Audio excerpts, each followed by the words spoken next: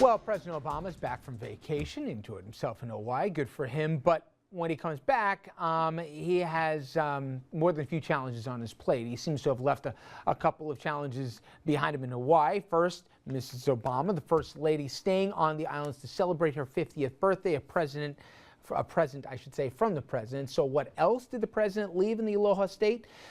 His approval numbers. Today's Gallup tracking poll has his approval rating at sitting at 41%, not quite the lowest of his tenure, but pretty darn close. Now, 41% may be pretty bad, but it's actually not that far off when it comes to presidential second terms. Now, here's how every second-term president did in that same Gallup poll after 1,810 days in office, exactly where the president sits right now. Reagan, Eisenhower, Clinton, they're the only ones sitting at 50% or above, leaving Obama essentially tied with everyone else not named Richard Nixon. Now, for some historical perspective, we welcome in a friend to the program, Janet Michkowski, and he is the chair of the history department at Dowling College on Long Island. And Yannick, if you go through some of the problems that presidents going into their second term have had, which ones jump out to you, and are there any commonalities? Well, a lot of it is scandal, getting plagued by scandal. Richard Nixon with Watergate, Reagan with Iran-Contra, Bill Clinton with Monica Lewinsky.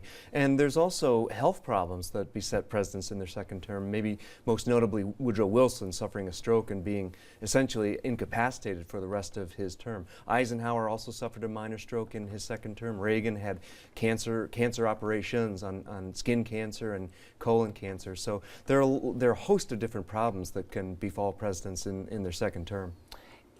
In terms of the why and what they run into, is it really more domestic or international? Take aside the health concerns here. Some of them self-inflicted with scandal, but for the presidents that didn't have scandal hijack it, is it stuff that they couldn't have foreseen on the calendar, or is it that they fall into the same familiar trap that predecessors did, that they didn't get ahead of an agenda maybe before the calendar kind of took over for them?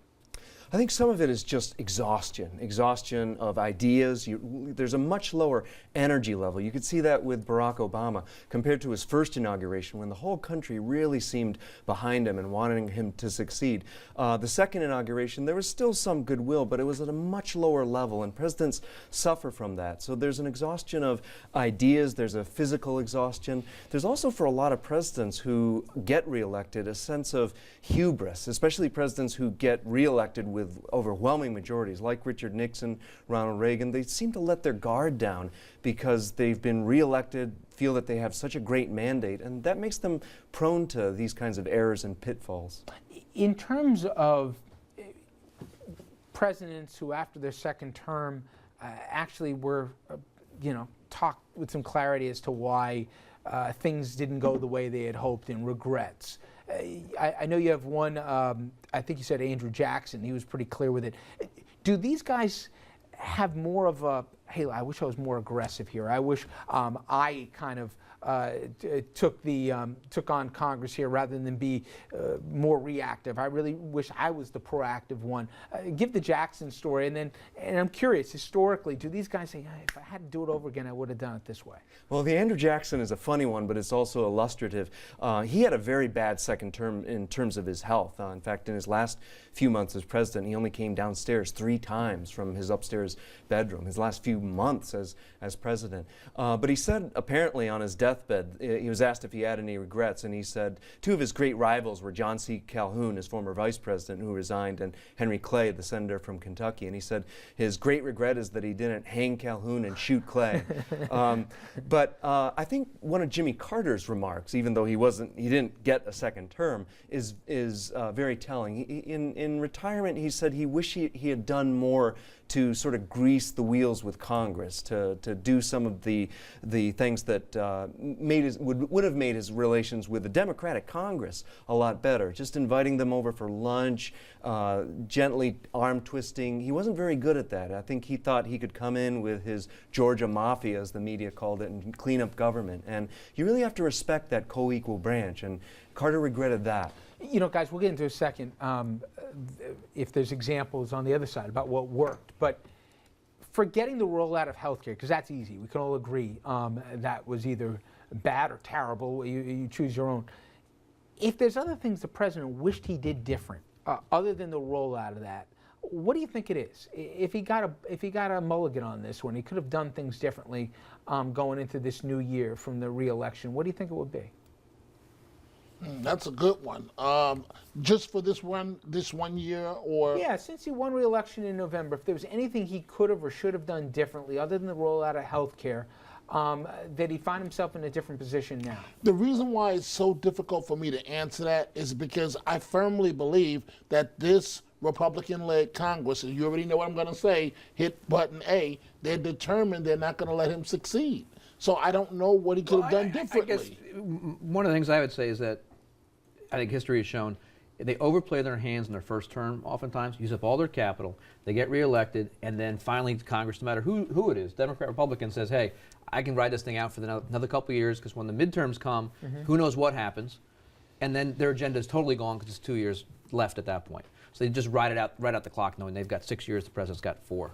Well, you have more senator. enemies and you have fewer friends, too, but because your friends are over now time, focused on the next but election, and they're focused. The two things I would say, though, to answer your question were, number one, taking a page out of Carter's book. I've sat on the set many times and said, this president does not work with that Congress, does not have them over, doesn't watch the movies, doesn't watch Super Bowl, does not do the simple things, and then he does one thing or two things and it doesn't work, and he says, forget it, and then the press says, well, he tried it, didn't work, why should he ever do it again? Well, you said that to me on this very set. So I think that lesson from Carter is very important. The second thing is, if he really had, I almost want to slam my head into this table. Well, don't do that. Let's get Dominic a pillow out here, okay, guys?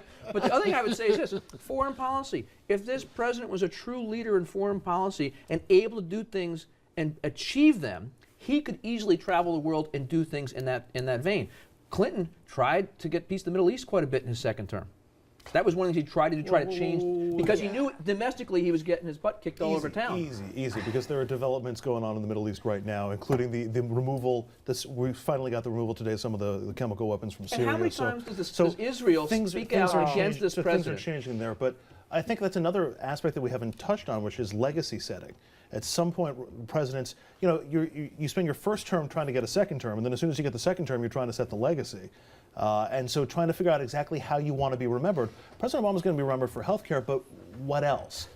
Yada, to that point, it sometimes feels to me, and again, not just this president, but prior ones, they don't seem to figure out, I think they learn, as Dominic could say, they quickly can't have it all when they're there. But even after 4 years, to me, I would say, if I'm a president, I either have to say, I'm going to say, forget my party in the next midterms here. I'm going to try and make deals across the aisle here to get some of my agenda through, and I'll hurt my party in the midterms here. But if they don't control the House and the Senate, my party, I either have to try and do everything I can to have them win in 2 years, or I got to help out the other guys here because everybody wants something in Washington. It seems that there's, I think today you even heard some comments from General Gates that this president sometimes is paralysis by analysis, that they think too much and they don't really pick a side. And that's not necessarily uncommon with past presidents, but some presidents make it work. What are the secrets of those who have had a good second term, who've turned it around when they've had low poll numbers? Well, I agree with Obi that President Obama. Oh, that's the guy. Okay. he really has to work on his congressional relations. More golf games with Boehner, more breakfast. You really think it makes a difference? It does. These little mechanics of relations with Congress do help, and also with the media. If you look at presidents who had very good relations with the media, like Eisenhower and Kennedy and Reagan, they paid attention to the little details and the spin and little courtesies for reporters, like donuts and coffee on Air Force One, make a big difference for presidents. I just really wonder if the days of Reagan and Tip O'Neill, if that could still fly today. Do you imagine if Obama was having drinks with Boehner?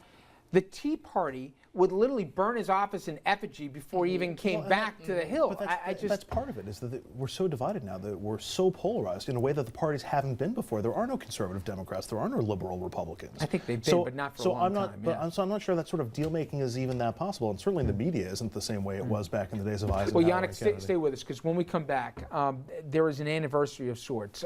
50 years since LBJ's war on poverty, and we take an assessment, just as we were talking off the top here with unemployment insurance, where exactly are we in America in the war on poverty, and does that tell us really, with this debate we're having right now, if it's failed or succeeded. We'll be back with more.